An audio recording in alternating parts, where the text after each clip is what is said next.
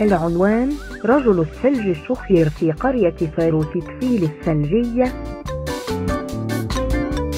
كان الجميع يحبون صنع رجال الثلج، ولكن كان هناك رجل ثلج واحد مميز بالغاية كان يستطيع الشخير. كان اسمه سنيوزي، وكانت شخيراته عالية لدرجة أنها كانت تبدو كالرعد. في ليلة شتوية سمع القرويون صوتا عميقا هو رهاه يتردد عبر التلال.